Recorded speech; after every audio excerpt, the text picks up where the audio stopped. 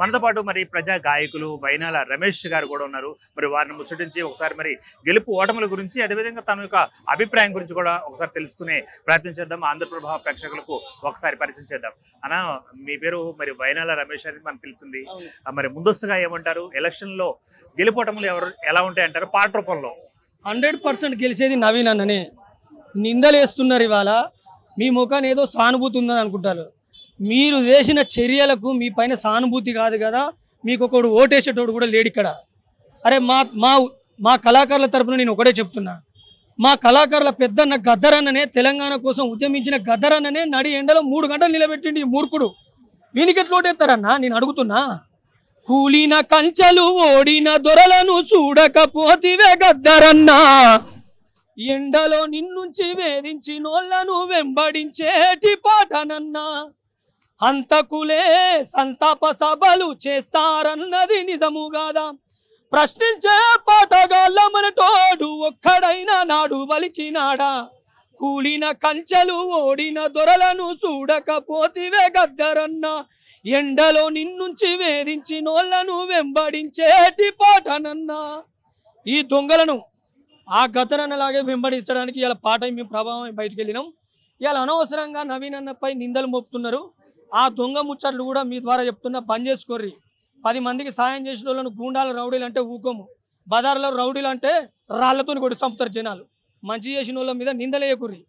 గూండాలు రౌడీలని అంట ఉన్నాడు ఈ చిన్న దొరాగారు, సలిజరం వచ్చినట్టు వణుకుతున్నాడు సాగించలేకపోరు, గూండాలు రౌడీలని అంట ఉన్నాడు ఈ చిన్న దొరాగాడు, సలిజరం వచ్చినట్టు వణుకుతున్నాడు సాగించలేకపోరు, ధర్న చౌకినెత్తి వేసి ధర్నాలు చేసినోళ్ళ తరిమి తరిమి కొట్టినోళ్ళ ఏమంటారయ్య మరి, 10 ఏళ్ల పాలనలో నోటిఫికేషన్ అయ్యకుండా ఉద్యోగాలు అడిగినోళ్ళ ఉరికించినదెవడు మరి, పచ్చి బాలింతలను పసిపిల్లల వదలకుండా బేడీలు వేసి వాళ్ళ బెదిరించినదెవడు మరి, ఇన్ని చేసిన మీరు రౌడీలు గారు గని ఆదుకున్న నవీనన్న రౌడీ ఎట్లాయ మరి, గుండాలు రౌడీలని అంట ఉన్నాడు ఈ చిన్న దొరాగాడు, సలిజరం వచ్చినట్టు వణుకుతున్నాడు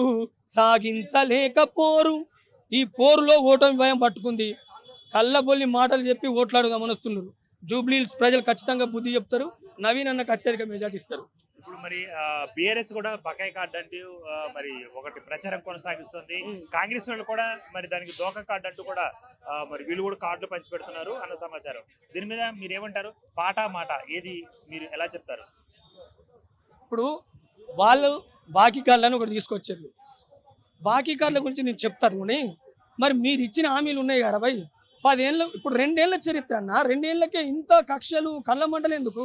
మీకు 10 ఏళ్లలో ఇచ్చిన హామీలు మీరు నెరవేర్చిలా? ఆగండి, 5 సంవత్సరాల తర్వాత వాళ్ళు నెరవేర్చకపోతే జనాలే అడుగుతారు కదా.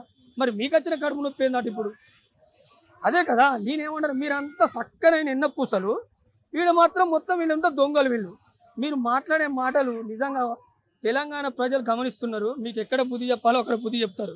మీరంతా చక్కనైన ఎన్న పూసలు, మా పైన కూస్తున్నారు పిచ్చి కూతలు, మీరేమో నిందలేని నీతి మంతులు, మా బీసీ బిడ్డల పైన కండ్ల మంటలు, రబ్బరు చెప్పుల చరిత్ర దెబ్బకెలా మారరా, మీ రబ్బరు చెప్పుల చరిత్ర దెబ్బకెలా మారరా, అదాన్ని మించిపోయే ఆస్తులెట్లా పెరిగేరా, మీరంతా చక్కనైన ఎన్న పూసలు, మా పైన కూస్తున్నారు పిచ్చి కూతలు.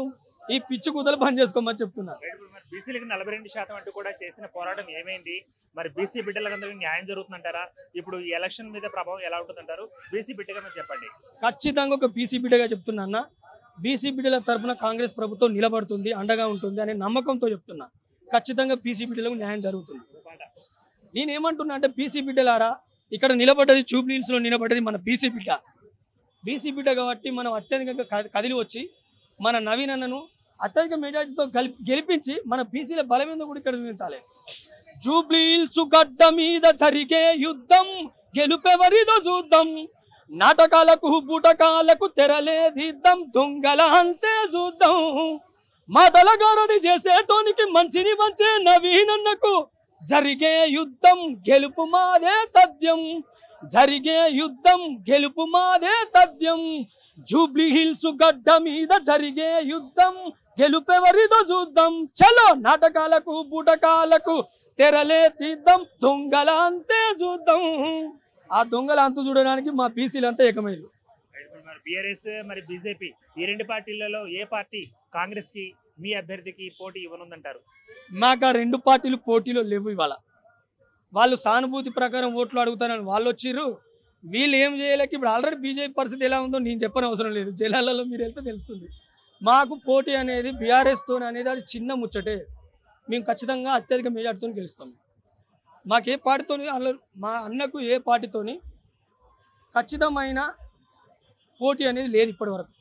ఇప్పుడు రాష్ట్ర ముఖ్యమంత్రి మీద మీరు పాడే పాట ఒక పాట ఏం పాట ఏం మాట మీది?